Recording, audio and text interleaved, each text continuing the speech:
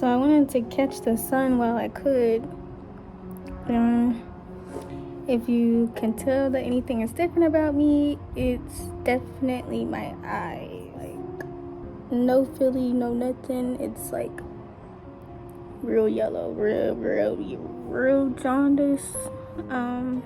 Talking about how to manage a diagnosis or a chronic illness or some type of invisible illness.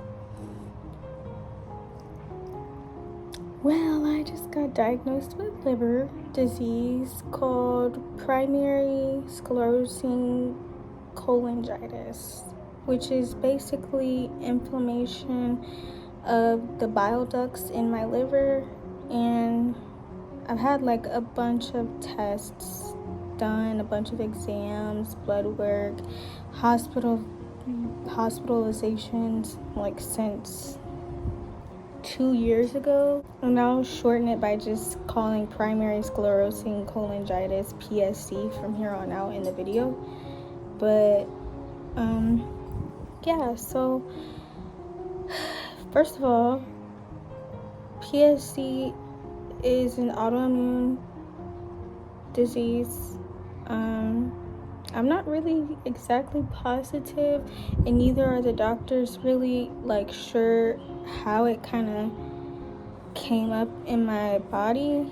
But on my dad's side, I know for sure I have GI issues. I have ulcerative colitis as well, but that's something that I was diagnosed with when I was 13. So I had a while to adjust to that in my body as well.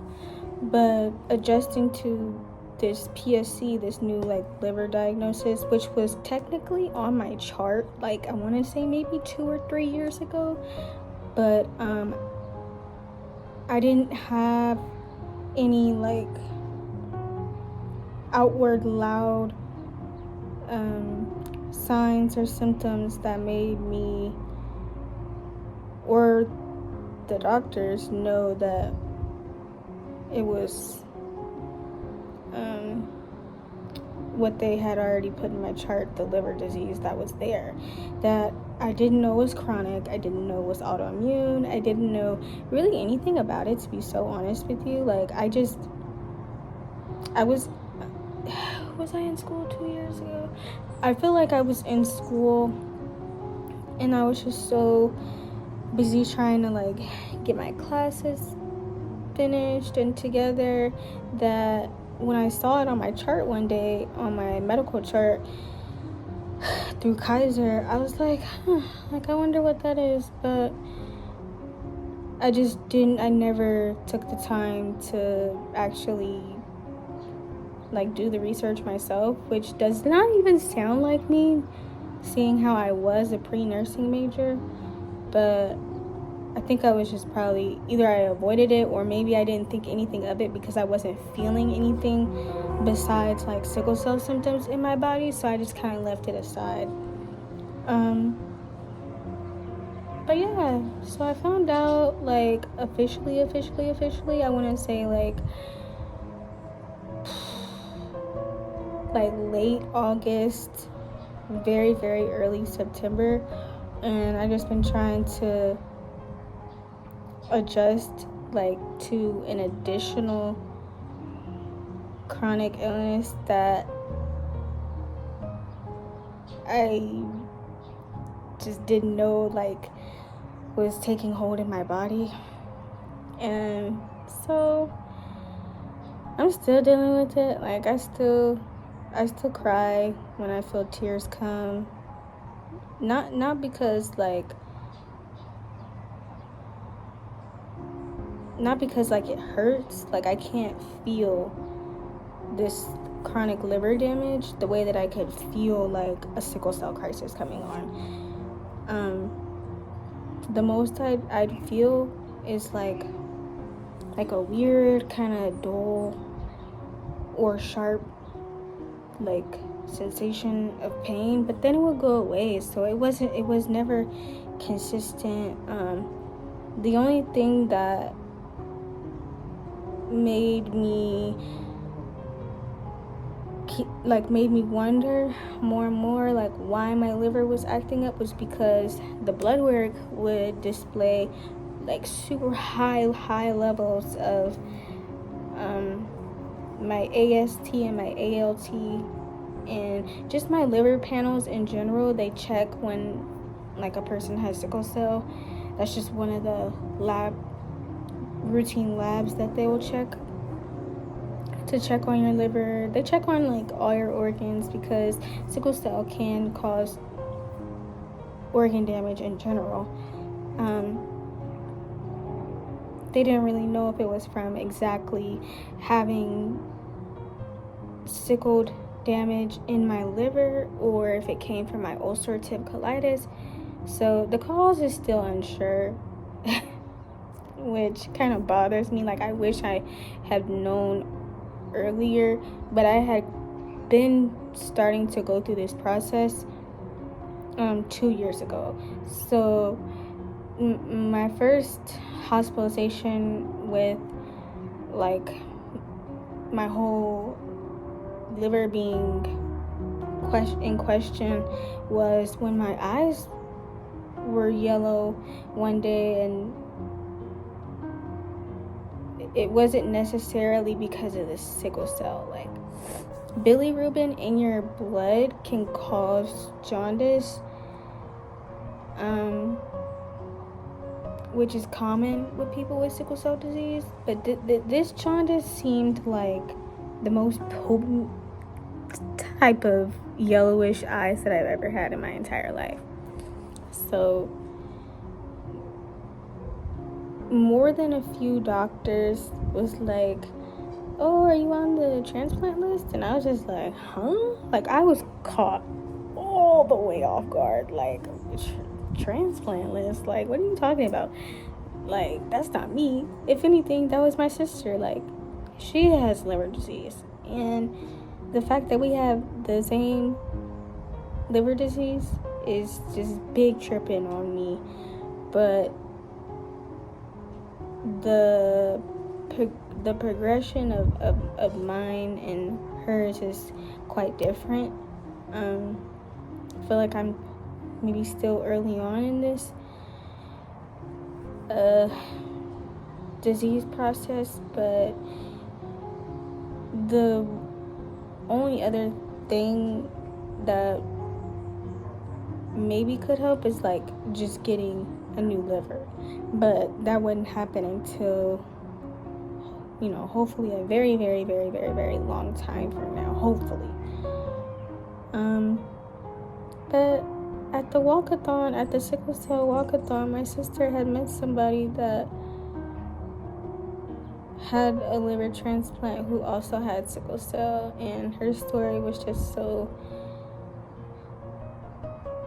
like miraculous that, you know,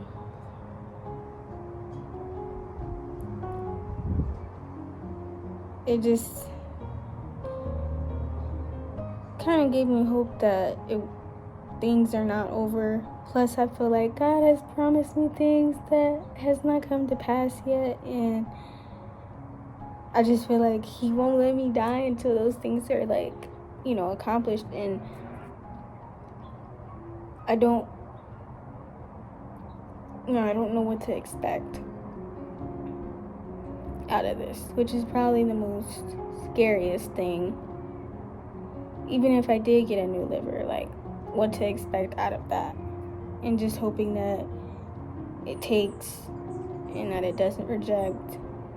And that I'm so consistent with the medicine that I already have to take now that I don't miss a dose of, like, rejection pills or something if that was the case. Like, I just want to make sure that I do what I can on my end to stay as healthy as possible. And maybe in order to do that might be letting go of a lot of the things that I was trying to let go of, but I feel like it might be this might be the push that I maybe needed to, like, let go of all the processed meats and just slowly go from not eating meat to just vegetarian to hopefully plant-based in the near future. But I'm just taking I'm taking time with that process, because it's like I tried to cut everything out cold turkey one time, and I did good for 2 weeks, and then I just kind of I fell off so bad. Like, yeah, I fell off so bad. But no, I feel like the only thing that's been keeping me during this like time of me like wrapping my head around yet another condition inside of my body is the prayers of other people, because I haven't been able to, I really have not been able to pray for myself or uplift myself or encourage myself in the ways that I know how to do or that I've previously done before. I think it was just such a shocker and just such a like a random like thing for me that I couldn't come up with the words to say to God. Like, I feel like he knew my heart. I don't know, I guess trying to protect my relationship with God by not being mad at him, but that isn't even being real. Like, the things that he allows, whether we like it or not, is still gonna work out. It's still gonna work out for his glory, even if I don't see it like right now in this moment. But like I said, this is something that I read about when I was younger, and I was like, oh, okay, like organ damage, like, you know, but nothing really hits you until it hits you, and then you really have to like sit and deal with it. And sometimes you can't rush it. You can't make yourself happy or pretend to be happy in a moment where you just need to cry, and that's just that. Spiritually, emotionally, and mentally, my mind and my emotions and my spirit began to have more joy and more peace around the situation, and just continue to fight, because that's what I was doing before I got this diagnosis anyways, so might as well just continue fighting. Because I don't have any desire to give up right now, even though it's like every time it's been feeling like I've been having so much spiritual warfare. Like, every time I get up and dust myself off, it's like, okay, let me try to get my footing together. The devil be like, nope. I'm like, he be pounding you. So it's like, okay, God, can I get up this time and just have like a moment to breathe? Look, I don't know if I can handle another illness right now in my body. Like, 3 is enough. So, yeah. I'm very much looking forward to this social media break. All of the content that I'm recording right now is, well, by the time you guys see it, will definitely be like at least a month old, but I'm not gonna post anything until like November. And then you guys will come with me on my family vacation for my birthday, because I'll be turning 30 this year, which is really crazy. Exciting, nervous, all of it. But yeah, this is my last like month and some change being 29. Goodbye to the 20s.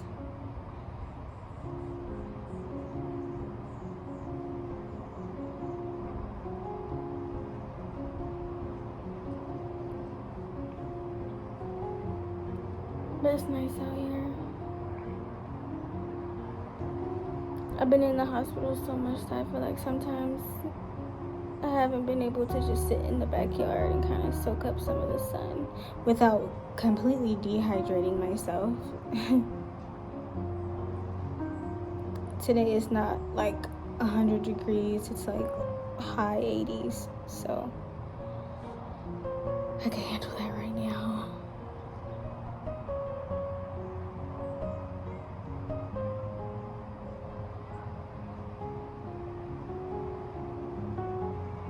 I don't know when my eyes will turn back to regular white, but I'm trying to like love myself even with these yellow eyes, because on the chance that if they never turn back and they're always like this, like I just need to know that what I look like, it is not, it's not everything. Like, it's not everything. I really want to feel good and feel healthy more than anything. But God, hopefully my eyes will return white one day.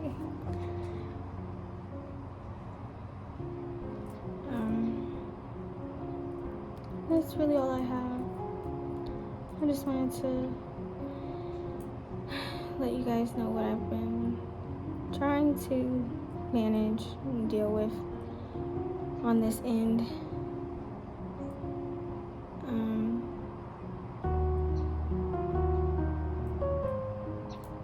Obviously more sickle cell content to come.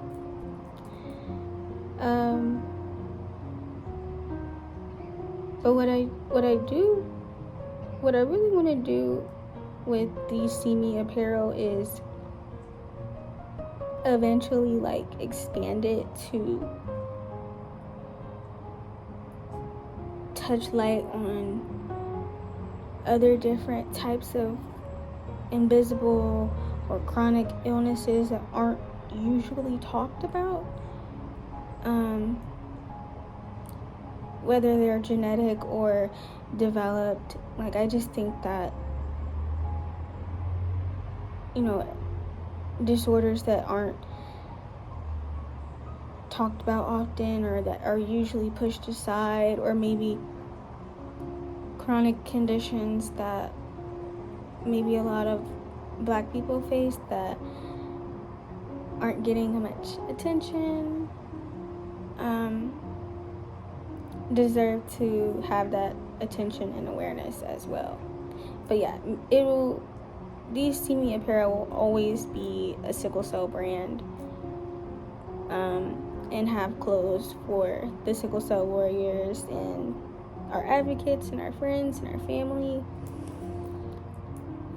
But since I myself am a warrior that also has liver disease and ulcerative colitis, I think it just makes sense to highlight other conditions that are just not talked about in general. And yeah. See you guys next time.